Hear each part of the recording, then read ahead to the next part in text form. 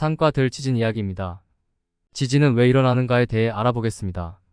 지진의 원인에 대한 고대인의 생각에 대해 알아보기로 하지요. 서양에서는 해저에 가라앉은 아틀라스 대륙이 움직이거나 바다의 신 포세이돈이 화가 나서 땅을 두드리기 때문으로 생각했습니다. 한편 동양에서는 음의 성질을 가진 대지에서 양의 성질을 가진 대기가 나올 때 일어나는 것이라고 설명했습니다. 고대 일본에서는 지진을 일으키는 주범을 매기라고 생각하였습니다. 위의 그림은 영주가 지진을 일으킨 매기를 단죄하는 모습이고, 아래는 건축업자들이 지진을 많이 일으켜 달라고 매기를 상자에 모시고 첩대하는 모습입니다. 좌측의 사진은 지금부터 약 130여 년 전인 1891년에 일본 내륙에서 발생한 규모 8.4의 지진으로 생긴 지표단층의 모습입니다. 이 단층의 출현을 보고서 많은 지진학자들은 지진의 원인을 단층 운동이라고 생각했습니다. 사진에서 상하로 끊긴 단층의 낙차는 실측 결과 대략 6m 정도였으며 위쪽 부분이 좌측으로 약간 밀린 것을 알 수 있습니다. 우측의 사진은 그 후 복구된 모습입니다. 결과적으로 이 지표 단층의 출현은 지진과 단층 운동과의 관련성을 알려주는 중요한 계기가 된 것입니다. 지진의 원인에 대한 설명 이전에 지구 내부 구조에 대하여 살펴보기로 하지요.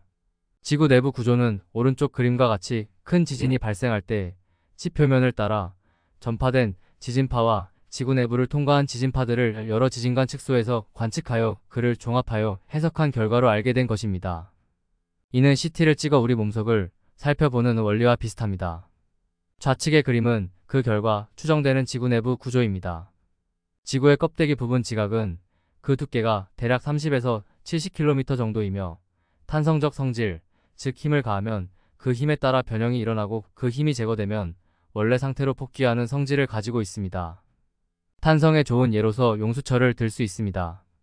용수철에 힘을 가하면 늘어나고 힘이 제거되면 원래 상태로 돌아가는 것이 바로 탄성입니다. 깊이가 약 2900km 정도인 멘틀은 작용한 힘에 의해 일어난 변형이 힘이 제거되어도 원상태로 돌아가지 않는 연성을 가지고 있다고 할 수 있습니다.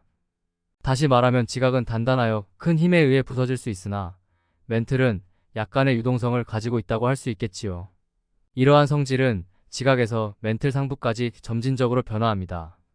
깊이가 5200km 정도인 외핵은 유체로 되어 있고 그 안의 내핵은 고체로 추정되고 있습니다. 따라서 지진은 대부분 탄성적 성질을 가진 지각 내에서 주로 발생하며 탄성에서 연성으로 변해가는 깊이 즉 대략 700km 이내에서만 발생합니다. 이와 같은 구조를 가진 지구 내부에서 온도는 아래쪽으로 갈수록 높아지며 지구 중심부의 온도는 대략 6000도 정도인 것으로 추정됩니다. 왼쪽의 그림은 용기에 물을 넣고 가열할 때의 열대류를 보여주고 있습니다. 즉 아래쪽의 물 분자가 가열되면 팽창하여 가벼워져 위로 올라가고 다시 식으면 무거워져 아래로 내려오는 모습입니다. 앞에서 말씀드린 대로 지구 내부는 여러 개의 성질이 다른 층으로 되어 있고 아래쪽의 온도가 높기 때문에 좌측 그림과 같은 열대류가 일어나게 됩니다. 오른쪽 그림에서와 같이 멘틀하부에서 뜨거운 열대류가 상승하여 지표 근처에 도달하고 지표를 따라 이동한 다음 식어서 무거워지면 다시 지구 내부로 내려가는 열대류가 일어나고 있는 것으로 알려져 있습니다. 이 열대류는 아주 느려서 그 이동 속도는 연간 수센티미터 정도인 것으로 추정되고 있습니다.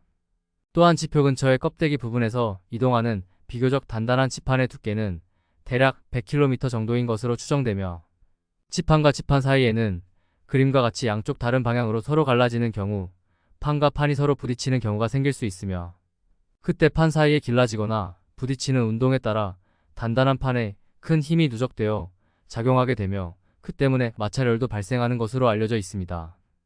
이 열로 인하여 화산활동의 근원인 마그마가 발생하는 것으로 알고 있습니다. 이러한 지구 내부에서의 3차원적인 판의 운동을 지표면, 즉 세계지도 위에 2차원적으로 표시해보면 어떨까요? 좌측의 그림은 판 사이의 운동을 세계지도 위에 나타낸 것입니다.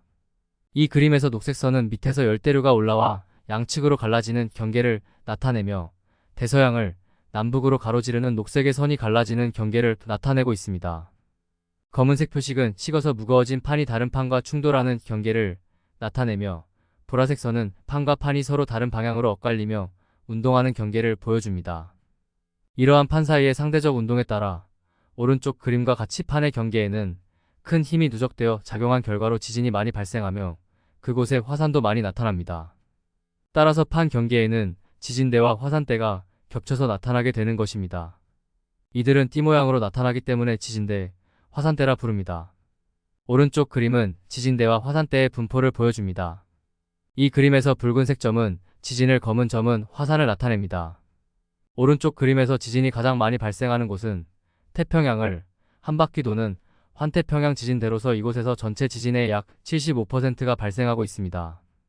다음으로 중국과 인도의 경계인 히말라야 산맥에서 출발하여 알프스까지 유라시아 대륙을 가로지르는 횡유라시아 지진대입니다. 다음으로는 대서양을 남북으로 가로지르는 중앙대서양 지진대입니다.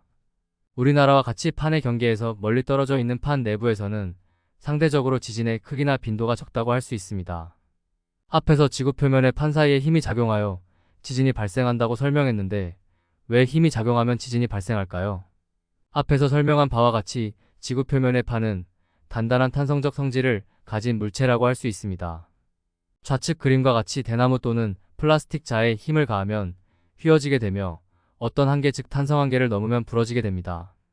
우측 그림과 같이 지층에 서로 다른 방향으로 힘이 지속적으로 작용하면 지판의 탄성적 성질 때문에 이와 같이 구부러지며 힘에 의한 변형이 어떤 한계를 넘으면 지층이 파괴되어 단층이 발생함과 동시에 그에 따라 지진이 발생한다고 믿고 있습니다.